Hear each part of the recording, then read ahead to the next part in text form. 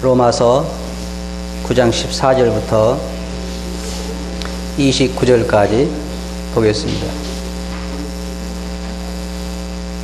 그런즉 우리가 무슨 말하리요? 하나님께 불의가 있느냐? 그럴 수 없느니라.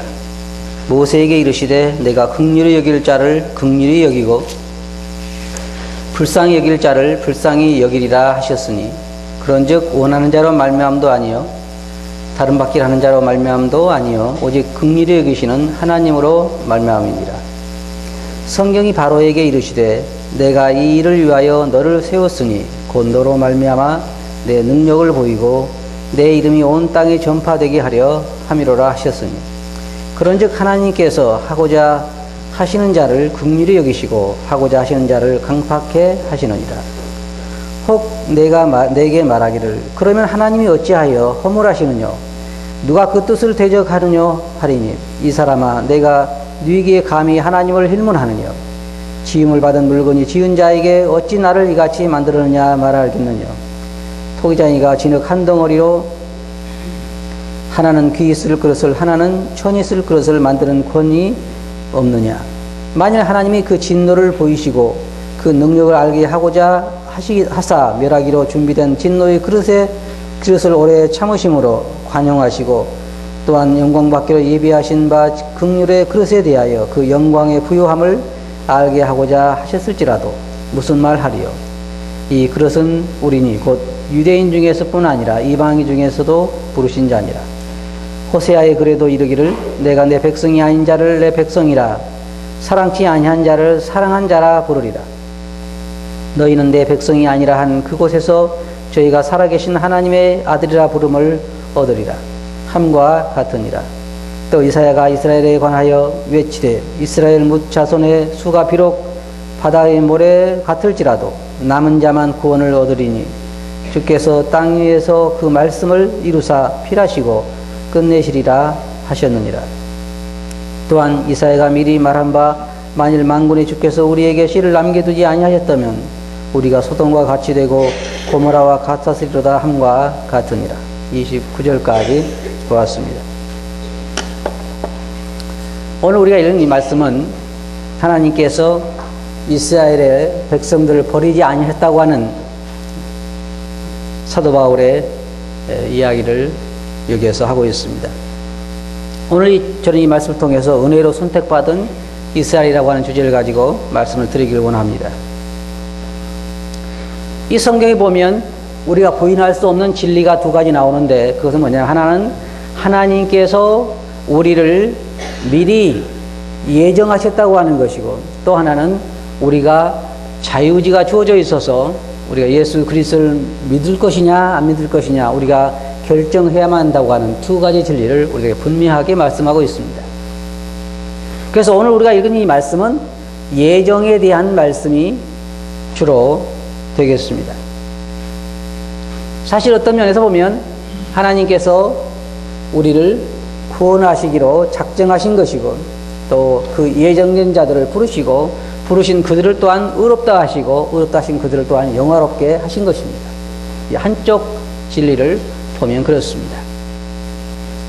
그러나 우리가 어떤 사람이든지 세상에 있는 어떤 사람이라도 하나님께서 나를 예정해 주지 않으셨기 때문에 나는 믿을 수가 없었다 그렇게 말할 수는 없습니다. 왜냐하면 예정론만이 전부는 아니고 또 다른 한편으로 우리 모든 사람들에게는 자유의지를 주셔서 우리가 예수 그리스도를 믿을 수도 있고 거부할 수도 있기 때문입니다.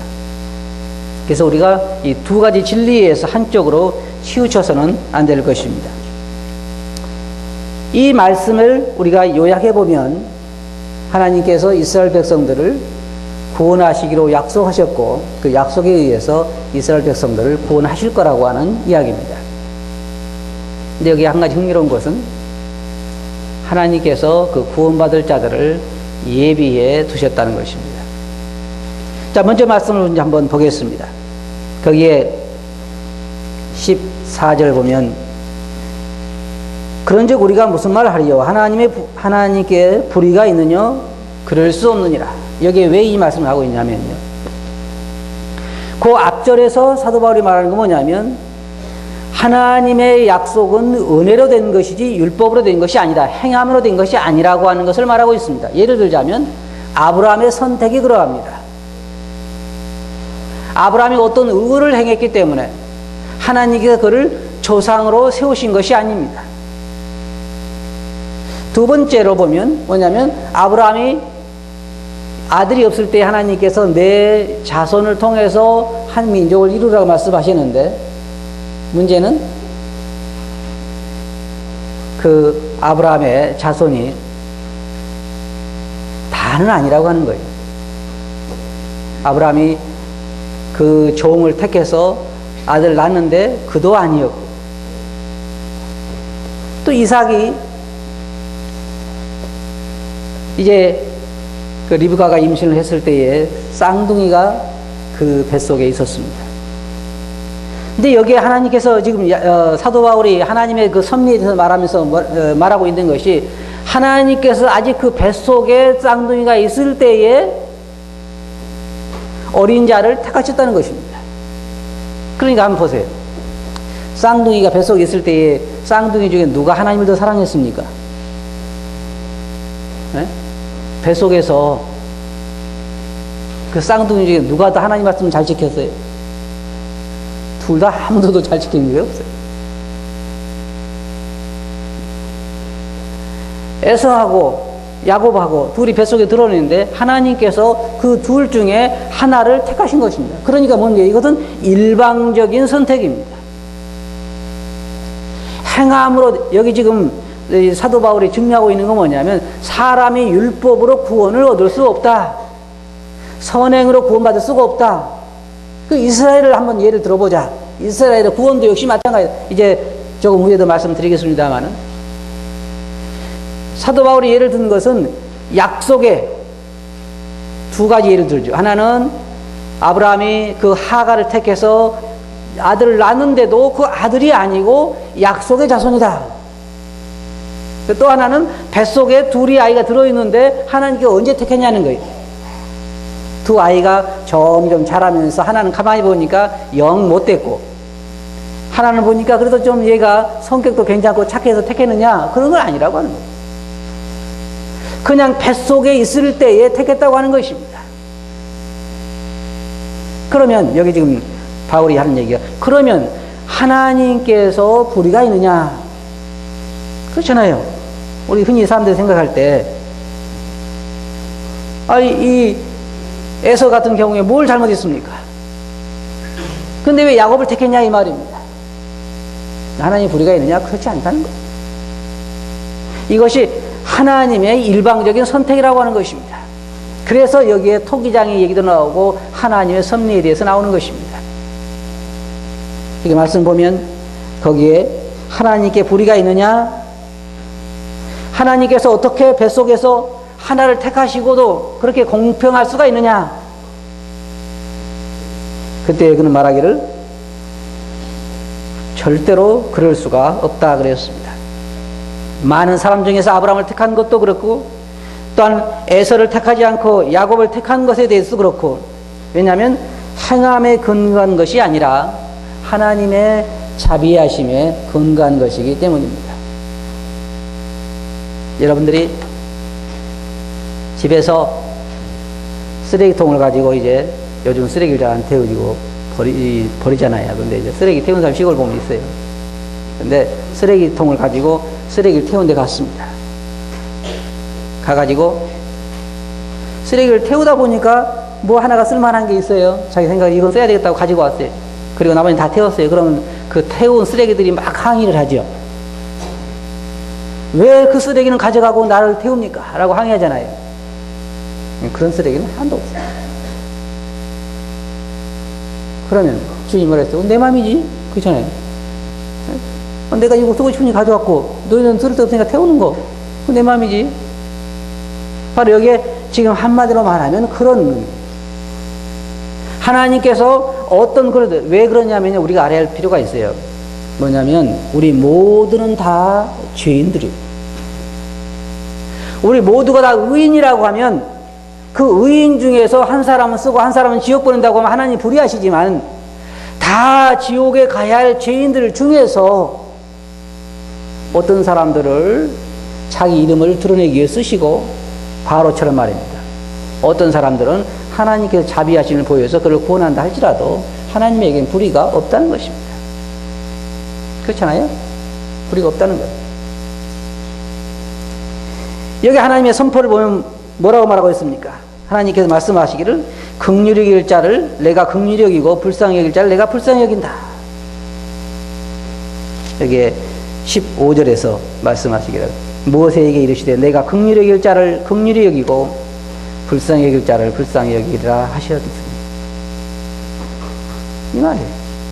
하나님의 마음이 있다는 거예요. 어떤 사람을 긍휼히 여기셔도 어떤 사람을 긍휼히 여기지 않는다 할지라도 그건 하나님께 달린 것이지 사람이 우리가 말할 수는 없다는 것입니다. 왜냐하면 모두가 다 진노의 그릇이기 때문입니다.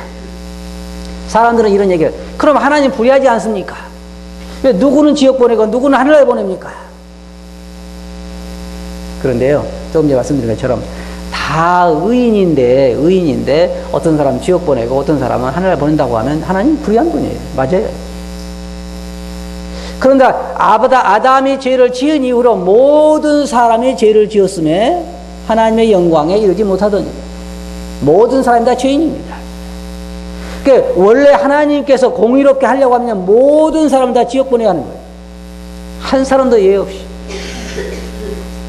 그런데 하나님께 여기에 내가 긍휼히 여길 자를 긍휼히 여기고 불쌍히 여길 자를 불쌍히 여겼다. 그럼 하나님께서 이스라엘의 많은 아이들이 다 바로에게 죽임을 당하는데 하나님께서 모세를 사랑하사 그를 건지셨습니다. 하나님 불의하십니까? 그렇지 않다는 것입니다. 내가 불쌍히 여길 자를 불쌍히 여기고 긍휼히 여길 자를 긍휼히 여기겠다고 하신 말씀이, 그래서 여기에 그 다음 말씀이 뭐라 하자면 그런즉 원하는 자로 말미암도 아니요 다른 받게 하는 자로 말미암도 아니라고 하는 것입니다. 이 하나님의 구원은 그렇습니다. 이쪽 한편에서 볼 때 말입니다. 모든 게 다 하나님의 자비하심이라고 하는 것입니다. 하나님 분명히 말씀하시죠. 원하는 자로 말미암도 아니요 다른 받기를 하는 자로 말미암도 아니다. 열심히 자기가 한다고 구원받는 게 아니고 자기가 원한다고 구원받는 게 아니라는 말. 이쪽 면에서 볼 때 오해하지 마세요.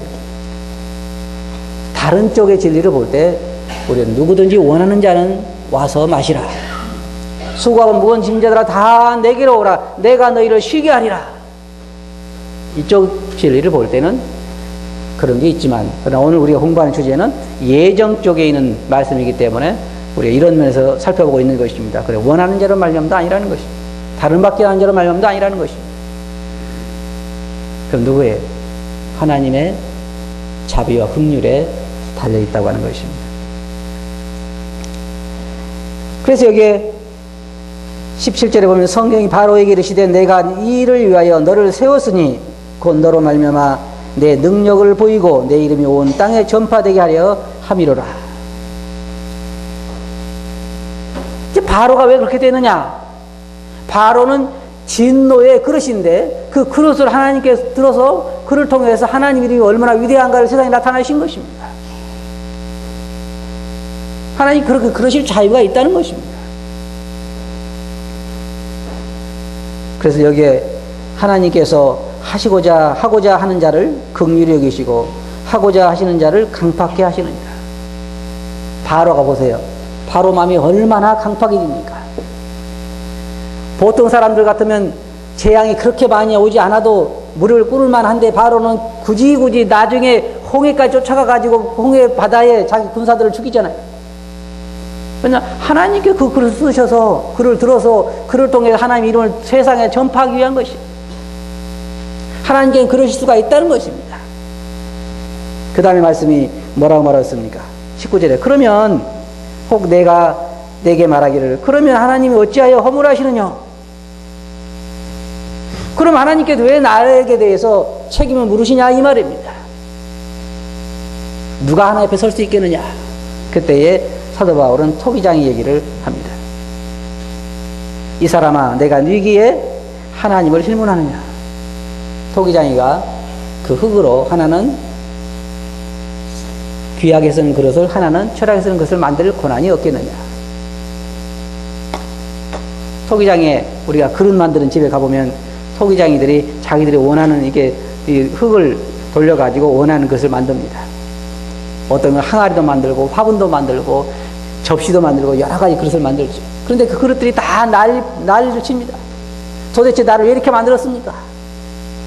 그럼 토기장이가 뭐라 하겠어요? 내 맘이지. 그거 아니에요?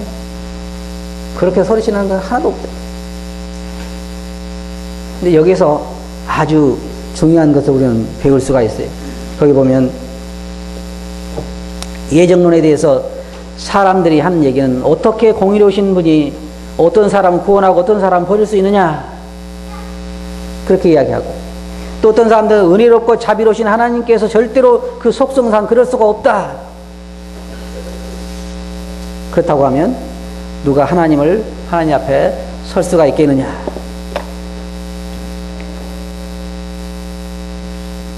그렇다고 하면 하나님께서 왜 사람들을 징벌하시냐, 이 사람들이 지금 그런 얘기를 하는 것입니다.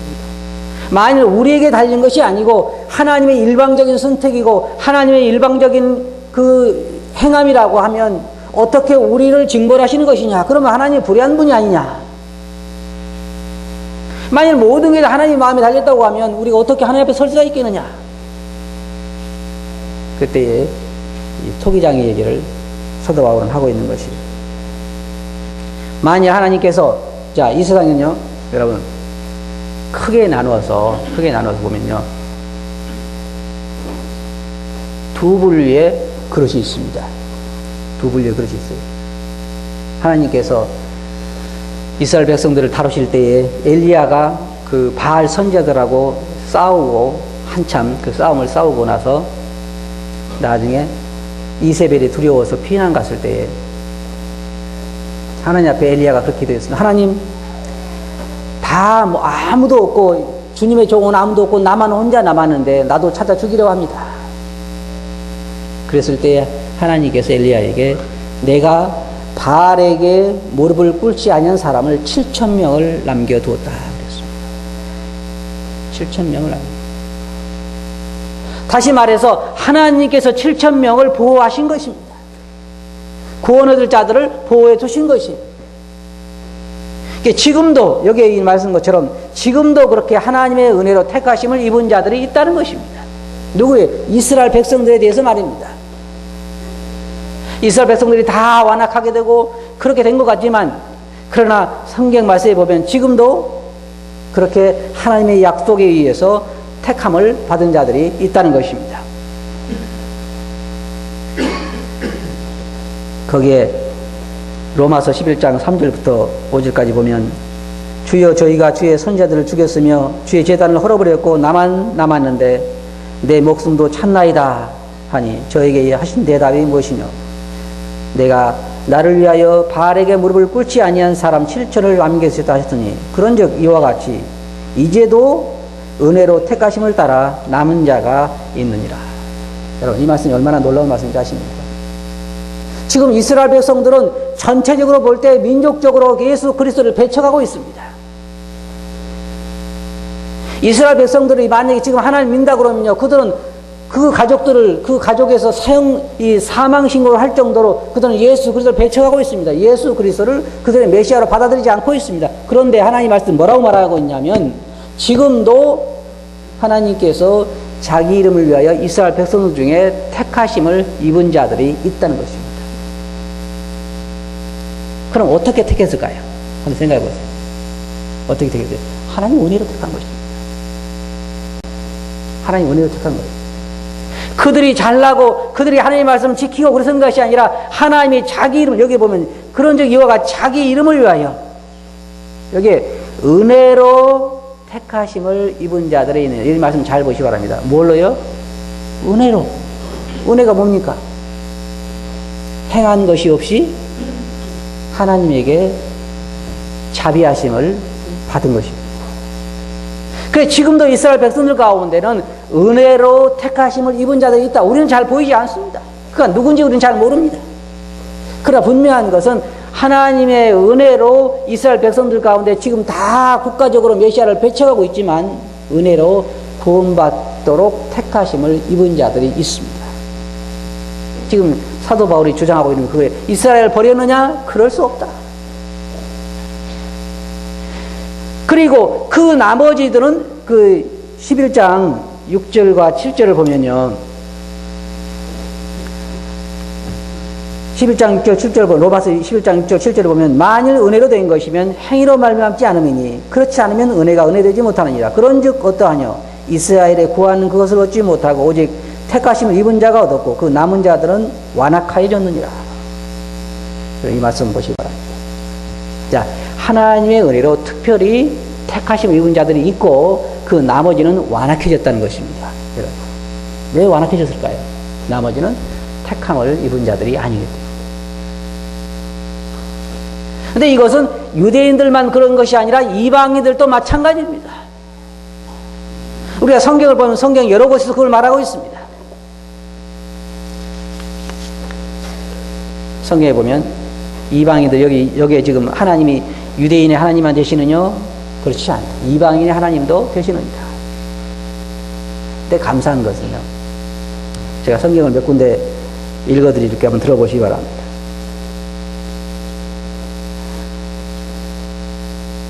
사도행전 28장 28절 보면 그런즉 하나님이 이 구원을 이방인에게로 보내신 줄을 알라. 저희는 또한 들으리라. 사도 바울은 내가 이방인 너희들에게 말하노니 내가 이방인의 사도인 만큼 내 직분을 영광스럽게 여기노라. 형제들아 11장 25절 보면 형제들아 너희가 스스로 지혜의 땅을 면기 위하여 이 비밀을 너희가 모르기를 원치 아니하노니 이 비밀은 이방의 충만한 수가 들어오기까지 이스라엘의 덜어는 완악하게 될 것이라. 그리하여 온 이스라엘이 구원을 얻으리라. 하나님이 미리 정하신 자들로 또한 그의 아들의 형상을 본받게 하기 위하여 미리 정하셨으니 이는 그로 많은 형제 중에서 맏아들 되게 하려 하십니다. 또 미리 정하신 그들을 부르시고 부르신 그들을 또한 의롭다 하시고 의롭다 하신 그들을 또한 영원롭게 하셨느니라. 사도행전 13장 48절 보면 이방인들이 듣고 기뻐하여 하나님 말씀을 찬송하며 영생을 주시기로 작정된 자는 다 믿더라. 에베소 1장 11절 12절 보면 모든 일을 그 마음의 원대로 역사하시는 자의 뜻을 따라 그 마음의 원한 대로 역사하는 뜻을 따라 우리가 예정을 입어 그 안에서 기업이 되었으니 이는 그리스도 안에서 전부터 바라던 우리로 그의 영광의 찬송이 되게 하려 하십니다. 이 말씀을 종합해 보면요, 여러분 그래요. 하나님께서 창세 전에 유대인들 중에서 구원할 자들을 예정하시고 이방인 중에서도 구원할 자들을 예정하셨습니다. 여기에 그 이방인의 충만한 수가 들어오기까지라고 한 말이 무슨 말이냐면은 하나님께서 이방인들 중에서 구원하시려고 작정하신 그 숫자가 들어오기까지 그 말입니다. 이거 정말로 우리 편에서 볼 때는 너무너무나 감사한 일입니다. 여러분, 어떻게 여러분들이 구원받은 줄 아세요? 하나님이 창세전부터 미리 예정하셨기 때문에 구원받은 거라고 말합니다. 우리는 때때려 이런 얘기하죠. 하나님 저를 사랑하십니까? 애들이 그러잖아요. 자기 아버지 엄마에게 우리 부모가 나한테 해준 게 뭐 있어? 나한테 차를 사줬어, 집을 사줬어. 우리 부모는 나 사랑하지 않아? 그런데 여자분들 보면 자기가 애기 낳아보면 부모 마음을 좀 안다고 하더라고요. 남자들은 평생 모르는데 애기를 안 낳아봐서. 근데 여자분들은 애기를 낳고 나서, 첫아이를 낳고 나서 자기 어머니를 조금 이해한다고 그래요. 엄마도 나를 이렇게 힘들어 낳겠구나. 남자들은 평생 애기를 안 낳아봐서 잘 몰라요. 남자들도 같이 고통을 느끼게 했으면 좀 알 텐데.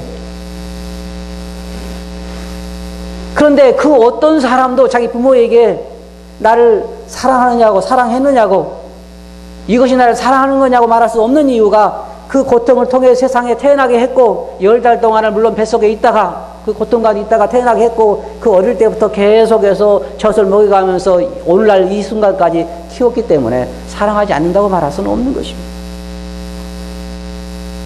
우리는 때때로 우리가 처하는 환경을 보면서 하나님 나를 사랑하시냐 물어보지만은 창세 전에, 이 세상을 만들기 전에, 여러분이 태어나기도 전에 여러분의 이름을 하늘나라의 생명책에 기록해서 여러분들을 구원하시기로 예정하셨다는 걸 여러분이 알게 될 때 우리는 과연 그런 얘기 할 수가 있냐 이 말이에요. 이스라엘의 역사를 봐도 하나님께 분명히 사도 바울을 통해 하신 말씀은 지금도 하나님의 은혜로 택하심을 입은 자들이 있느니라. 그리고 그들이 마지막 날에 전체적으로 모든 이스라엘이 구원을 받을 것이다. 이거 한 가지, 주님께서 그래서 뭐라고 말씀하셨어요? 제자들을 보내가지고 제자들이 귀신도 쫓아내고 병자도 고치고 그래가지고 그 신나가지고 돌아와 주님 앞에 이야기했을 때 주님께 그러셨어요. 너희가 귀신을 쫓아내고 병자가 낫는 것 때문에 기뻐하지 말고 너의 이름이 하늘나라의 생책에 기록된 것으로 기뻐하라. 가만히 앉아서 생각해 보세요. 하나님께서 그 영원한 나라를 주시기를 원하고 주님께서 그러셨잖아요. 적은 무리여 무서워 말라 두려워 말라. 아버지께서 너희에게 그 나라를 주시기를 기뻐하시느니라. 그 영원한 하늘나라를 주시기 위해서 여러분을 이 지옥으로 갈 그 운명에 있는 여러분들을 구원하시기로 창세전에 예정하시고 여러분들을 그 때가 되면 부르시고 그랬잖아요. 때가 될 때에 여러분을 부르셨어요. 눈을 열어서 그리스도를 보게 하시고 빛을 보게 하시고 여러분의 운명을 보게 하시고 예수 그리스도를 영접하도록 하시고 여러분들에게 하나님의 자녀라 일컬음 얻게 하시고 여러분들에게 영원한 소망을 주셨습니다. 지금 우리가 보면요, 제가 알기로 여기 앉아계신 여러분들도 나요, 제 머리가 보통 머리가 아니죠. 제가 구원받은 거 보세요. 보통 머리가 받았겠어요? 그럴 사람 아무도 없어요. 그렇잖아요? 제가 워낙 그런 면이 좀 밝거든요. 그럴 사람 아무도 없어요. 그럼 뭐냐? 은혜로 원하는 자로 말미암도 아니요, 다른 밖에 하는 자로 말미암도 아니요, 뭘로요? 은혜로. 그래서 성경에 사도 바울은 말하기를 항상 기뻐하라, 범사에 감사하라, 그런 거예요. 그거 하나만 가지고도 우리는 인생을 즐겁게 살아갈 이유가 되고 날마다 감사할 수 있는 이유가 되고, 무엇 때문에요? 그 소망 하나만 가지고도 하나님이 나를 구원할 자로 인정하시고 구원할 자에 나의 이름을 포함시키시고 나를 때가 되면 부르시고 내 눈을 열으셔서 나에게 주를 영접하게 하셨다는 거, 그거 하나만 가지고도 우리는 인생을 행복하게 날마다 기쁘게 살아갈 이유가 된다는 것입니다. 자녀들이 속을 썩이든 안 썩이든 상관없고 재물이 많든 적든 상관없고, 물론 그것이 다 마음 아픈 일이지만 그러나 우리 구원의 즐거움까지 잃어버릴 정도로 큰 문제들은 아니라는 것입니다. 하나님께서 모든 것이 절망스럽게 보이는 순간에 엘리야에게 말씀하시기를 내가 7,000명을 나를 위해서 은혜로 내가 택해놨다 그랬어요. 그러면서 지금도 이스라엘 백성들이 다 하나님을 대적은 같지만 그 중에 구원받을 자들을 택해 놓으셨다 그랬습니다. 지금도 은혜로 택하심을 입은 자들이 있느니라. 이방인 중에도 우리도요, 하나님께서 택해 주셔서 미리 아신 자들을 택하시고 택하신 그들을 부르신 그들을 의롭다 하시고 의롭다 하신 그들을 영화롭게 하셨느니라. 여러분, 이것만 가지고도 감사하지 않습니까? 그렇잖아요? 베드로가 성전에 올라갈 때 안진뱅이가 그 앞에 앉아 있었습니다.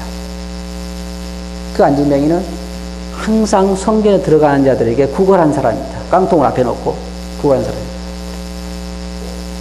근데 베드로가 주머니를 봐도 주머니에 돈이 없었어요.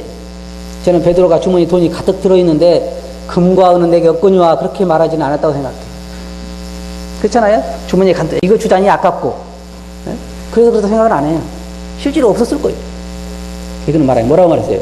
금과 은은 내게 없거니와 내게 있는 것으로, 그게 뭐였어요? 예수 그리스도의 이름으로 명하노니 걸어라. 그때 그 성도들은 금과 은은 없고 아무것도 없을지라도 내게 있는 예수 그리스도로 인하여 삶의 의미가 있고 즐거움이 있고 기쁨이 있었다. 그 말이에요. 오늘날 우리도 뭡니까? 여러분 예정된 자들입니까? 구원받은 자들입니까? 생명을 가지고 있는 자들입니까? 그렇다고 하면 우리가 얼마나 복받은 자들입니까? 정말 복받은 자들이에요. 그것보다 더 복받은 자들이 없는 것입니다. 감사한 것은요, 하나님께서 이 두 분류의 구원의 역사를 보면요, 크게 두 줄기가 있습니다. 한 줄기는 뭐냐면 유대인들, 한 줄기는 이방인들입니다. 유대인들을 구원하신 하나님의 섭리를 보면 처음부터가 은혜였습니다. 아브라함을 택할 때도 은혜였고 야곱을 택할 때도 뱃속에 있을 때에 행함에 따라 그런 것이 아니라 그냥 하나님의 선택에 따라 야곱을 택하셨고 이스라엘을 택하신 그 이유가 다 은혜예요. 은혜. 그 많은 이스라엘 백성들이 하나님을 배척하는데 그 중에 은혜로 택하심을 입은 자들이 있었고 또 앞으로도 택하심을 입은 자들이 구원을 받을 것입니다. 그리고 이방인들을 위한 큰 줄기가 있었는데 바로 그 이방인의 충만한 수 가운데 여러분과 제가 포함되어 있다는 것입니다. 특별히 저는 주님을 생각할 때 너무나 마음에 감사한 것은 제가 어릴 때 누구보다도 참 우상 섬기기를 좋아했는데 남한테도 절도 많이 했고 또 찬물 떠놓고 빈 우리 할머니 따라서 같이 절도 많이 했고 달에한테도 절도 많이 했고 북두칠성한테도 절도 많이 했고 그때는 그게 그렇게 위대해 보였는데 말이에요. 그래도 저를 버리지 아니하시고 하나님께서 저를 은혜를 베풀기로 작정된 자들 가운데 포함시켰다는 거예요. 지금 생각해보면 만약 하나님 은혜가 아니라고 하면요 제가 그 시골 골짜기에서 복음을 듣고 구원받는 것은 있을 수가 없는 일입니다. 있을 수가 없는 일입니다. 거기까지 복음이 올 수도 없고 구원받을 가능성이 전혀 없는 집안입니다. 그런데 그 가운데서 저를 하나님이 택하시고 저를 부르시고 저를 구원하셨다고 하는 거 이것만 제가 생각할 때 솔직히 저는 다른 이보다 더 감사할 이유가 없어요. 이보다 더 큰 이유가 없습니다. 나에게 영원한 생명을 주신 이스라엘에게 약속에 의해서 은혜로 약속을 주시고 여러분이 성경을 보시면요 아브라함을 보시면은 항상 아브라함에게 일방적으로 약속하신 걸 볼 것입니다.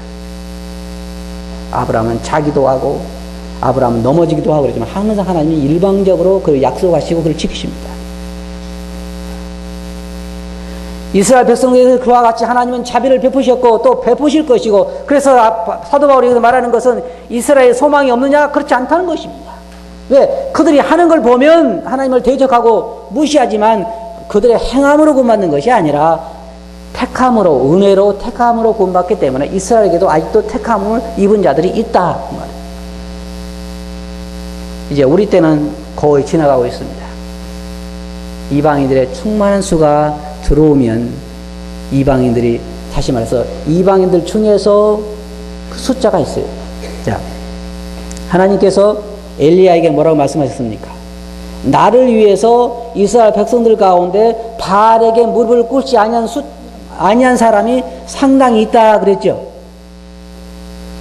그렇게 얘기하지 않으셨어요. 그걸 뭐라고 하셨습니까? 7,000명을 남겨요. 분명히 숫자가 확실합니다. 이방인들에 대해서도 하나님 말씀하시기를 여기에 사도 바울을 통해 말씀하시기를 이방인의 충만한 수가 들어올까지 다시 말해서 그 계획된 예정된 사람들이 다 구원받기까지 그 말입니다.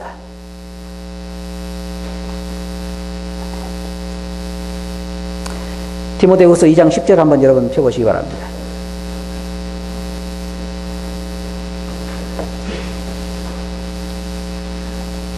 디모데후서 2장 10절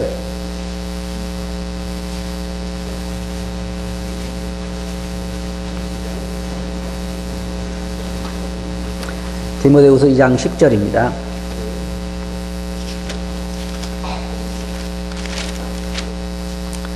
(344페이지에) 있죠. 거기에 보면 그러므로 내가 택하신 자를 위하여 모든 것을 참음은 저희로도 그리스도 예수 안에 있는 구원을 영원한 영광과 함께 얻게 하려 하십니다. 여기에 뭐라 했습니까? 누구를 위해서요? 택하신 자들을 위해서 자기가 참는다 그랬습니다. 구원받기로 예정된 자들은 다 구원을 얻더라. 이제 이방이 하나님께서 이방인들에서 분명히 숫자를 정해 놓으셨을 것입니다. 몇 명 정도 이스라엘 백성들, 유대 이방인 가운데서 구원하시겠다고 하는 그 숫자가 있어요. 이제 그 숫자가 지금 하나씩 채워지고 있는데 그것이 맨 마지막에 채워지면 어떤 일이 일어나냐면 우리가 이제 예수 그리스도의 공중에 휴거가 있을 것입니다. 그리고 이제 이스라엘의 택함을 받은 자의 구원받는 시대가 오게 될 것입니다. 이게 성경의 가르침입니다.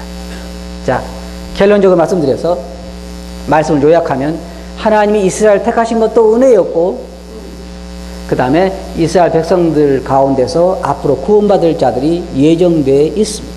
하나님이 은혜로 택하심을 받은 자들이 있습니다. 그들이 구원을 받게 될 것입니다. 이방인들 우리들 어떻습니까?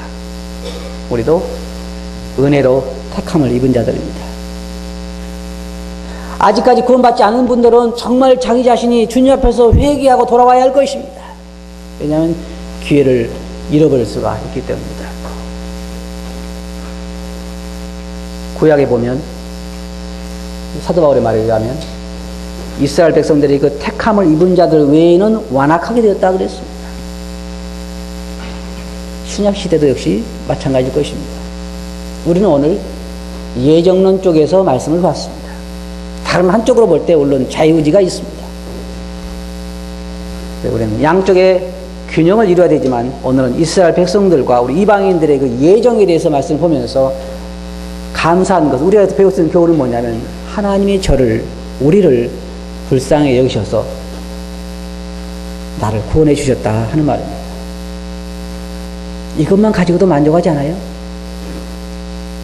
우리가 살아있는 소망이 있다고 하는 것, 우리를 하나님께서 성경에 뭐라 했어요? 원하는 자로 말미암도 아니요 다른 밖에 한 자로 말미암도 아니라고 말씀하시고 있으면서 긍휼히 여기시는 하나님으로 말미암다는 것 말씀하셨는데 하나님이 저를 긍휼히 여기셔서 저를 구원할 자로 포함시켰다는 것입니다. 그것 가지고 우리가 감사할 수 있어야 하는 것입니다. 그것만 가지고도 날마다 뛰면서 감사해야 돼요. 나를 구원하셨다. 나를 포함시키셨다. 여러분, 주님의 놀라운 사랑을 기억하시기 바랍니다. 주님은 창세전에 여러분들을 긍휼히 여기실 것을 계획하시고 그 가운데 여러분을 포함시켜서 여러분들을 때가 되매 부으셨습니다. 우리가 이 땅에 있는 동안에 우리가 해야 할 찬송의 제목은 뭐냐면 하나님을 찬송하는 것이 바로 이 긍휼과 자비하심에 대해서 찬양하는 것입니다. 하나님 감사합니다. 저를 구원해 주셔서 감사합니다. 저를 포함시켜서 감사합니다. 긍휼을 입은 자로서는 마땅히 감사해야 되지 않겠어요? 이것이 우리의 본분이요 의무입니다. 우리를 구원하신 주님께 정말로 감사하는 그런 삶을 살아야 할 것입니다. 아직까지 예수 그리스도를 믿지 않는 분들은 정말로 때가 늦기 전에 자신의 영혼을 돌아봐야 할 것입니다. 다 같이 기도하겠습니다. 거룩하신 아버지 하나님, 모든 것이 아버님의 은혜옵니다. 원하는 자로 말미암도 아니요 다른 밖에 하는 자로 말미암도 아니고 긍휼히 여기시는 아버님으로 말미암았다고 하신 말씀처럼 이스라엘이 그러하고 바로 저희가 그러합니다. 긍휼히 여기실 자 가운데 저희들을 포함시켜 주신 것을 감사합니다. 주님, 이것이 얼마나 귀한 것인가를 기억하게 해주시고 저희들 날마다 아버님을 찬양하며 감사하며 기뻐하는 저희들이 되게 해 주시옵소서. 들은 말씀 주께 의지하고 있으면 이름으로 아버지께 감사하며 기도하옵나이다. 아멘.